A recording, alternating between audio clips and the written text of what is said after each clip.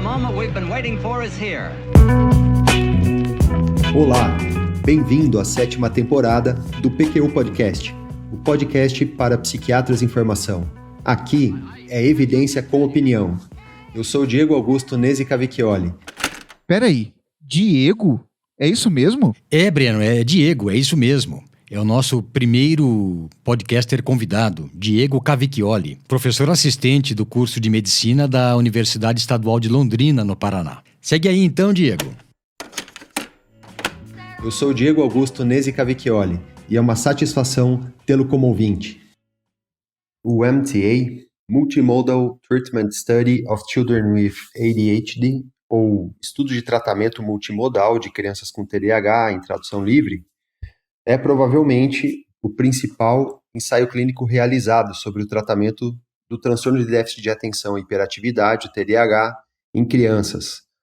Não seria exagero dizer que, em termos de relevância, o MTA está para o TDAH, assim como o STAR-D, que foi comentado no episódio 18 do PQU Podcast, está para a depressão, salvaguardadas as diferenças metodológicas entre os dois ensaios clínicos. O MTA é considerado um marco, inclusive, na história da psicofarmacologia pediátrica. O MTA é um grande ensaio clínico multicêntrico, foi realizado em 6 centros universitários dos Estados Unidos, iniciado em 1997, patrocinado pelo NIMH, o Instituto de Saúde Mental dos Estados Unidos, do qual derivaram dezenas de trabalhos e artigos científicos sobre o tratamento do TDAH. Não obstante, vamos nos ater hoje especialmente ao principal trabalho e às suas repercussões, o que já dá bastante pano para manga. Antes de continuar mantendo a tradição, eu gostaria de lembrar que o PQU Podcast é uma iniciativa independente do Luiz Alberto e do Vinícius, e que a partir de agora conta com a colaboração de convidados, categoria em que me enquadro. O objetivo é divulgar informações que julgamos de interesse para o psiquiatra em formação. Se você gosta do PQU Podcast, fale sobre ele e divulgue para os amigos e colegas. É dessa maneira que vamos aumentar o seu alcance. Voltando ao tema desse episódio. Trata-se do artigo Um ensaio clínico randomizado de 14 meses de estratégias de tratamento para o TDAH, publicado em 1999 no prestigiado Archives of General Psychiatry, que a partir de janeiro de 2013 tornou-se o JAMA Psychiatry, revista com fator de impacto de 17.471 em 2019. Os autores fazem parte do grupo colaborativo do MTA, que envolveu inúmeros pesquisadores do NIMH e de diversos centros universitários dos Estados Unidos, vários deles grandes nomes da pesquisa do TDAH e da psiquiatria infantil. Na introdução, os autores lembram que o TDAH ocorre em aproximadamente 5% das crianças em idade escolar, e conta por 30% a 50% dos encaminhamentos de crianças para serviços de saúde mental. Comentam também que boa parte dos ensaios clínicos já documentavam com robustez o benefício dos psicoestimulantes no tratamento do TDAH, mas a maioria desses estudos tinha curta duração ou aconteciam com pequenas amostras apenas.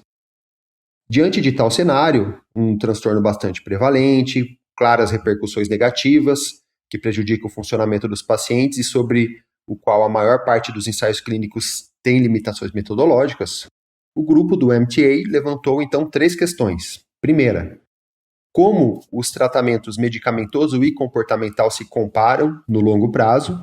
Segunda, há benefícios adicionais quando as duas modalidades de tratamento são usadas juntas? E terceira pergunta, qual a efetividade dos tratamentos versus o cuidado usual comunitário? Vejamos como foi desenhado e realizado esse estudo. O N foi de 579 crianças de 7 a 10 anos, que cursavam primeira a 4ª série, diagnosticadas com TDAH subtipo combinado, conforme a DISC, uma entrevista diagnóstica, conforme o DSM-4, reportada pelos pais. Os critérios de exclusão levaram em conta fatores que impediriam a participação em todas as avaliações, como se a criança estava hospitalizada, com um QI menor que 80, intolerância prévia ou contraindicação a medicações que seriam utilizadas no estudo, história de abuso, incapacidade de participar de alguns dos tratamentos psicossociais, etc. E as comorbidades psiquiátricas excluídas foram o transtorno bipolar, psicose, transtorno de personalidade e toque ou tiques graves a ponto de requerer algum outro tratamento. As crianças foram, então, randomizadas em 4 grupos assim denominados. O grupo do manejo medicamentoso, grupo tratamento comportamental, grupo do tratamento combinado e o 4º grupo, o cuidado comunitário. Persistiram por 14 meses no grupo a que foram alocadas. As avaliações e as medidas foram de 6 domínios principais. Vamos lá, o primeiro eram sintomas de TDAH pela SNAP, preenchida por pais e professor. A SNAP é uma escala cuja sigla remete ao sobrenome dos autores dessa escala, o Swanson, Nolan e o Pelham. Ela é uma escala que quantifica os sintomas de desatenção, hiperatividade e impulsividade e também sintomas opositores e desafiadores.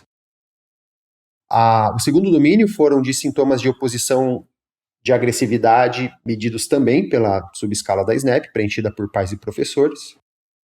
Terceiro domínio foram habilidades sociais, medidas pela escala SSRS, a Social Skills Rating System.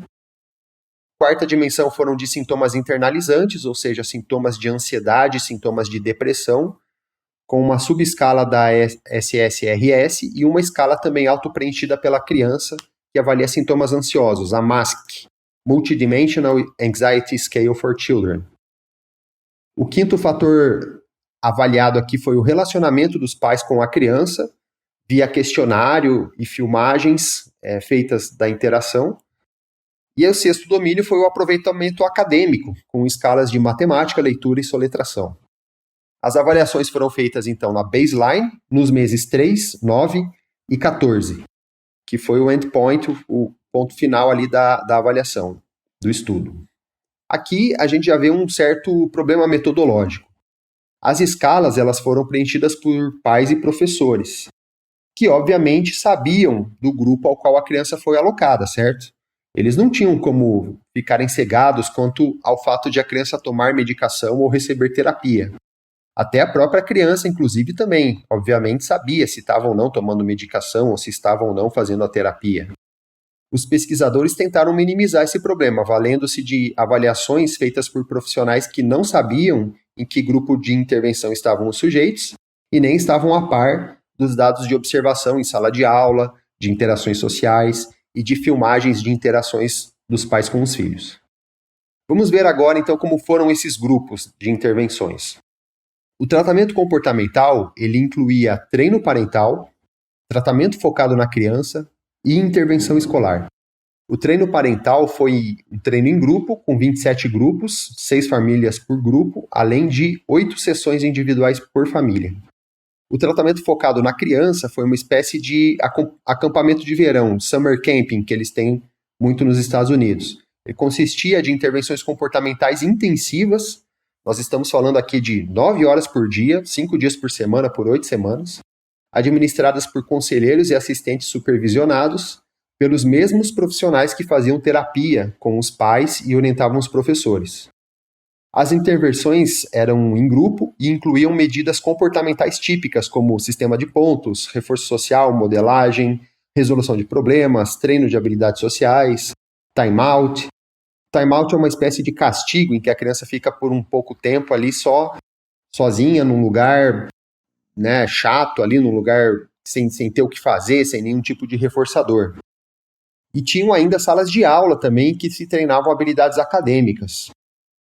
E aí vinha a intervenção escolar, que eram 10 a 16 consultorias quinzenais com professores, focadas em estratégias de manejo comportamental em sala de aula, e 12 semanas de profissionais treinados que trabalhavam diretamente com a criança, algo como um professor tutor ou auxiliar que ajudasse no manejo comportamental da criança na sala de aula. Digno de nota, essas intervenções diminuíram de frequência com o tempo, ao longo dos 14 meses.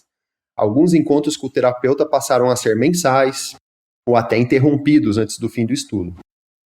Olha, tudo isso foi só um braço aí da intervenção.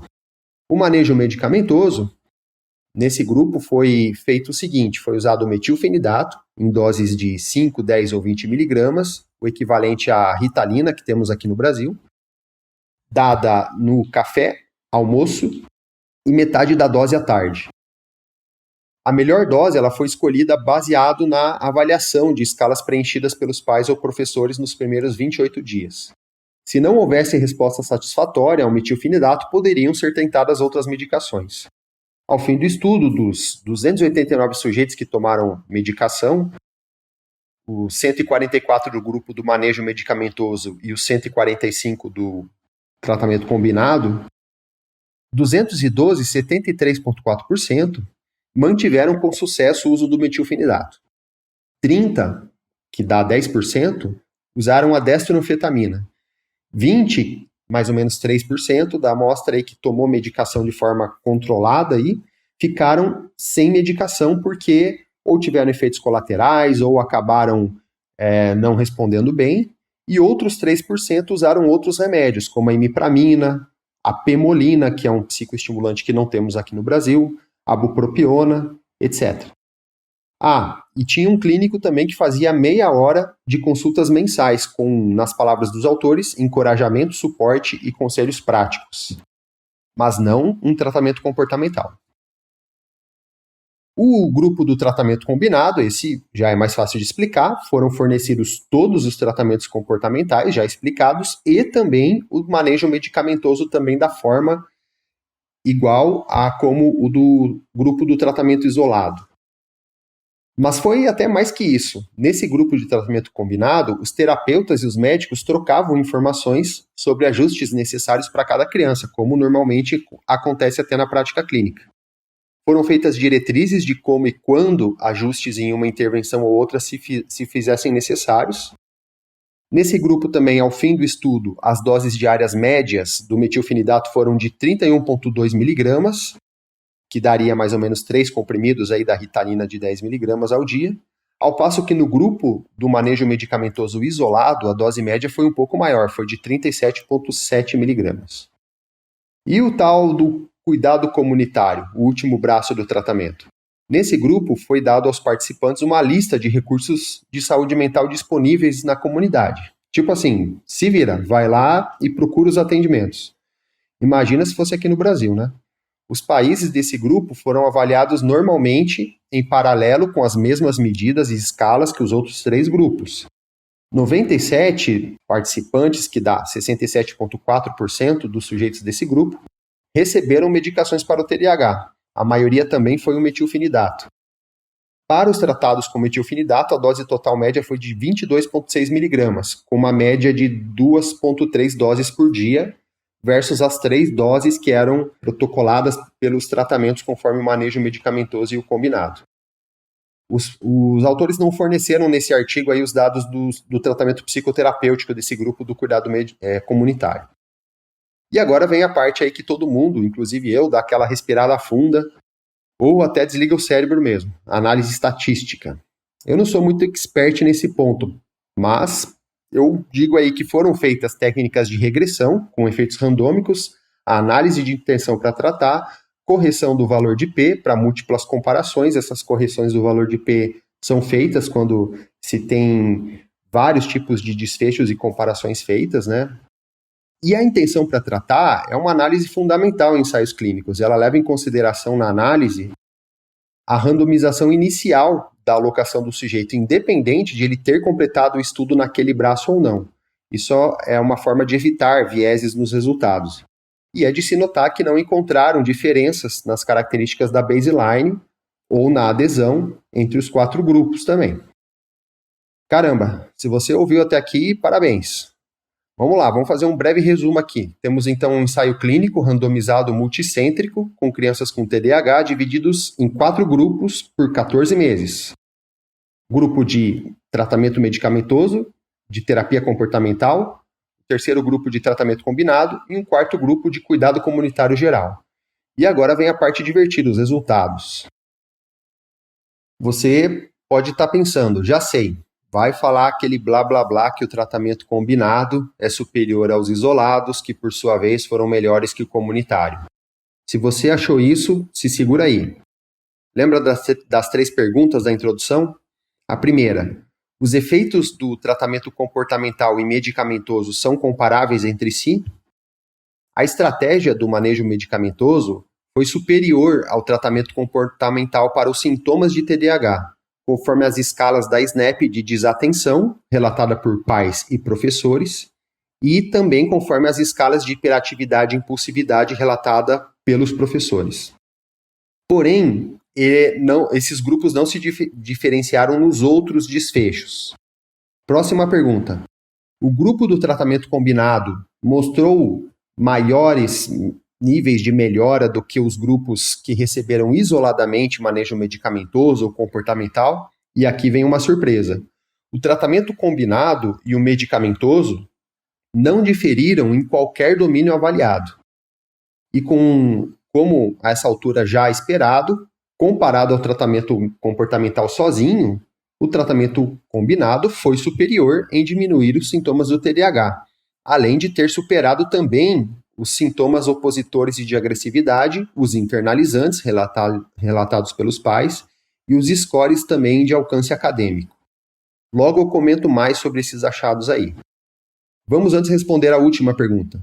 Os participantes dos 3 grupos do MTA, o grupo da medicação, comportamental e combinado, mostraram uma melhora maior do que o cuidado comunitário? Bom, o grupo do manejo medicamentoso e do tratamento combinado foram, sim, superiores ao cuidado comunitário em relação à diminuição dos sintomas de TDAH, conforme a SNAP. O tratamento comportamental isolado, por sua vez, foi comparável ao cuidado comunitário. E quanto aos outros domínios, tirando aquela avaliação da escala dos sintomas de TDAH, o tratamento medicamentoso e comportamental foram superiores ao comunitário apenas em um domínio cada, respectivamente de habilidades sociais relatadas por professores e de relacionamento pais-crianças. Já o tratamento combinado ele foi também superior ao cuidado comunitário em todos os 5 domínios, tirando os sintomas de TDAH. Bom, resultados expostos, vamos aqui aos comentários. Os 4 grupos, então, de tratamento mostraram redução dos sintomas do TDAH com o tempo. Ou seja, as 4 formas de tratamento foram, no geral, efetivas.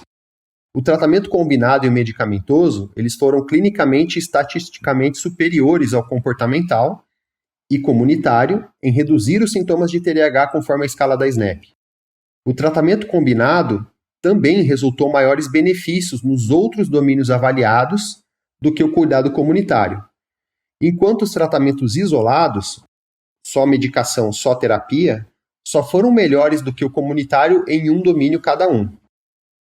O que salta aos olhos e que chamou a atenção de vários pesquisadores na época foi o fato de que agregar todo aquele complexo tratamento comportamental à medicação não resultou em benefícios maiores para sintomas centrais do TDAH, desatenção, hiperatividade e impulsividade, em comparação com o tratamento medicamentoso sozinho.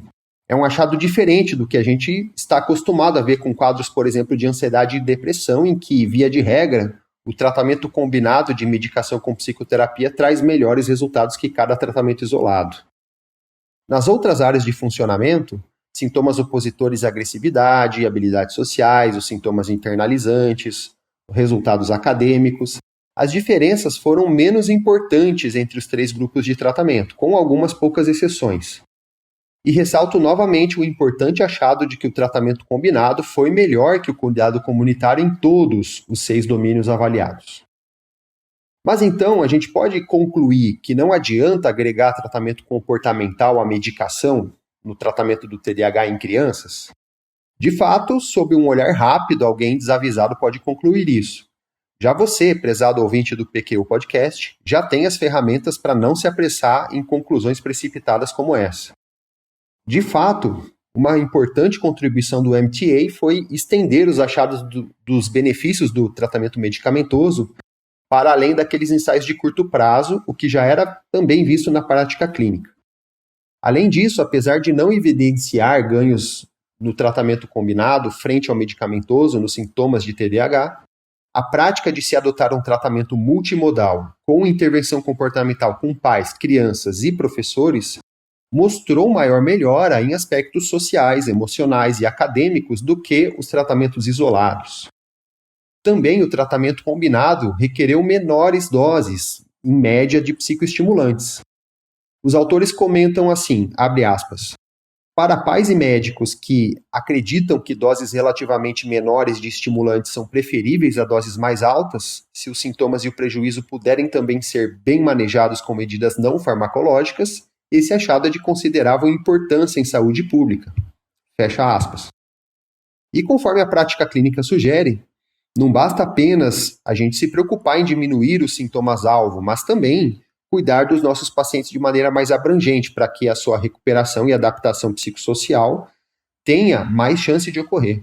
E isso, claro, não serve só para o TDAH, mas também para qualquer transtorno mental.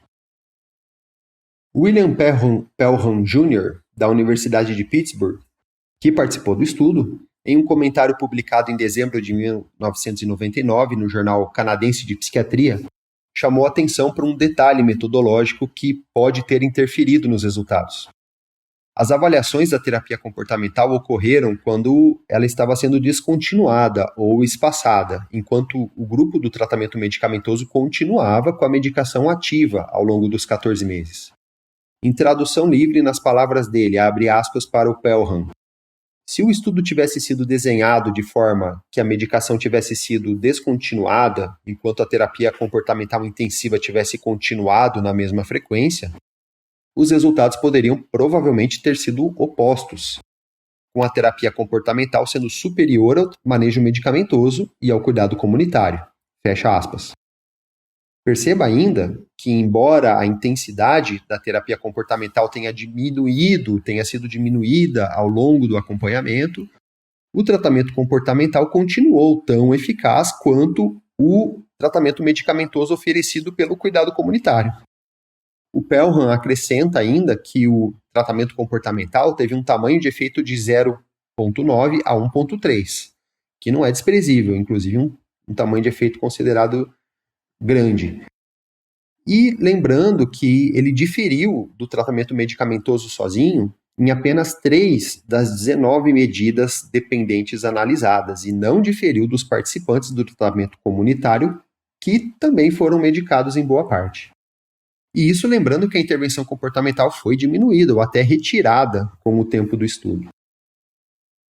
Bom, eu não poderia encerrar esse episódio sem falar brevemente do que aconteceu com os pacientes desse estudo ao longo dos anos. Em maio de 2009, no Jornal da Academia Americana de Psiquiatria da Infância e Adolescência, Brooke Molina e diversos colaboradores do grupo do MTA publicaram resultados da análise do segmento de 6 e 8 anos dos pacientes inicialmente randomizados no estudo original do MTA. Os autores buscaram determinar os efeitos de longo prazo dos tratamentos realizados usando modelos de regressão de efeitos mistos. Atenção aos resultados. O tipo ou a intensidade dos 14 meses de tratamento na idade de 7 a 10 anos das crianças com TDAH não predisse o funcionamento após 6 a 8 anos. Como grupo, os benefícios dos tratamentos se mantiveram, mas os que agora são adolescentes com TDAH ainda tinham prejuízos maiores do que as amostras sem TDAH. Um estudo prévio de follow-up de 3 anos, 22 meses após fim do estudo inicial, já tinha demonstrado que não havia mais diferença nos sintomas de TDAH ou no funcionamento entre os 4 grupos randomizados. Ou seja, embora as melhoras obtidas com os tratamentos tivessem se mantido, aquela vantagem que a gente tinha visto nos grupos do manejo medicamentoso e combinado não se mantiveram mais estatisticamente relevantes quando comparadas aos grupos da terapia comportamental e do tratamento comunitário usual. O que pareceu, na verdade, predizer melhor os desfechos foi a trajetória dos sintomas do TDAH, que foi independente dos tratamentos iniciais aos quais os sujeitos foram alocados. Eu quero dizer com trajetória de sintomas o seguinte: os autores, na avaliação dos 3 anos seguintes, perceberam que os sujeitos desenvolviam 3 tipos de evolução ou de classes latentes. A classe 1, que compreendeu 34% da amostra, mostrou uma melhora gradual ao longo do tempo, com um incremento de benefício sintomático. Foram melhorando cada vez mais. A classe 2, que é a maioria, 52% da amostra, mostrou uma melhora inicial maior e que foi mantida essa melhora ao longo do tempo, atingindo ali um platô. E a classe 3, que correspondeu a 14% da amostra, retornou aos níveis de sintoma pré-tratamento após uma resposta inicial. Há de se ressaltar que as crianças da classe 2, dessa classe da maioria que mostrou uma melhora inicial e depois atingiu um platô, tinham na baseline mais vantagens sociodemográficas e comportamentais, por exemplo, maior chance, maior número de pais serem casados, maior QI, melhor funcionamento social, etc. Resumindo esses achados prospectivos, em outras palavras, a apresentação sintomática do TDAH e o quanto houve de melhora dos sintomas, independente do tratamento, foram melhores preditores do funcionamento posterior na adolescência do que o tipo de tratamento recebido na infância por 14 meses. Imagina a repercussão dos achados, hein? Mas vamos com cautela. Tem aqui um importante fator metodológico a ser considerado. Após os 14 meses iniciais, os sujeitos não necessariamente seguiram o mesmo tratamento a que foram inicialmente randomizados, e nem foram acompanhados de forma sistemática por terapeutas e clínicos como no estudo original. Ou seja, a randomização perdeu-se e cada paciente ficou livre para escolher qual tratamento seguiria, conforme a disponibilidade de acesso e a preferência. E isso, claro, faz toda a diferença na interpretação dos resultados, concorda? No episódio 84 aqui do PQ Podcast foi discutido a necessidade de uma leitura crítica de estudos com essas características. Ao ouvinte que se interessar por maiores detalhes desse estudo e do seu segmento, eu sugiro fortemente a leitura das réplicas dos especialistas publicadas no Jornal da Academia Americana de Psiquiatria da Infância e Adolescência em novembro de 2009.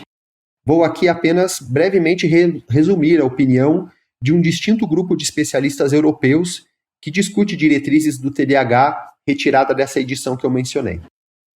Vamos lá. Eles comentam assim: há várias possíveis interpretações para os achados do segmento prospectivo.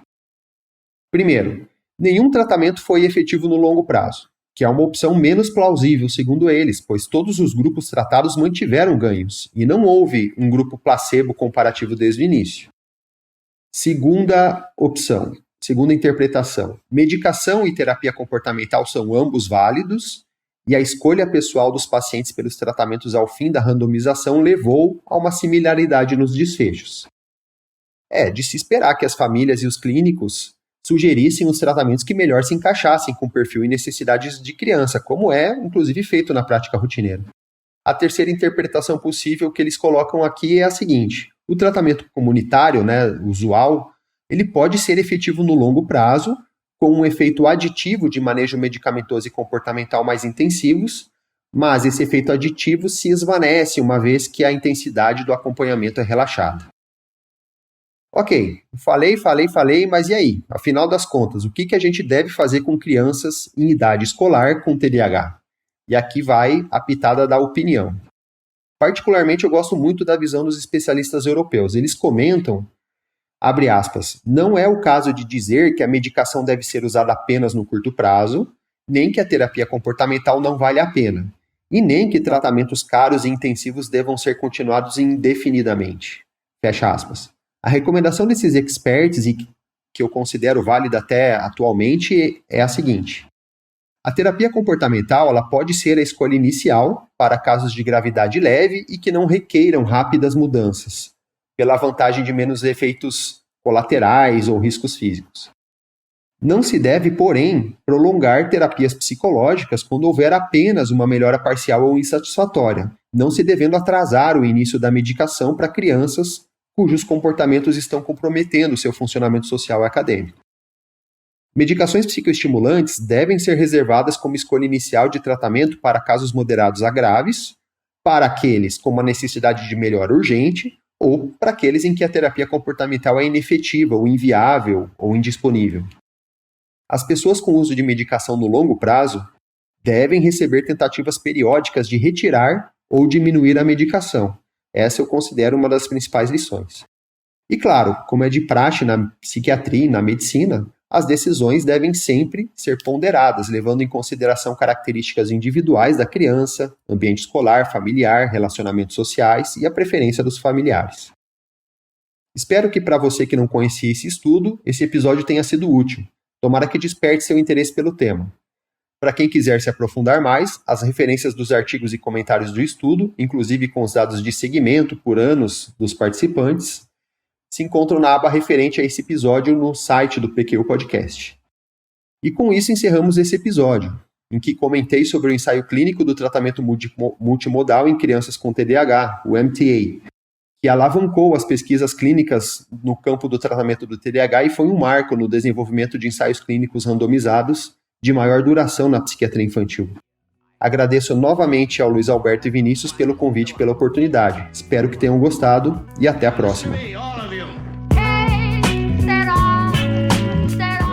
Acesse a página do PQU Podcast no Facebook e siga-o no Instagram para ficar por dentro de tudo que está rolando nele.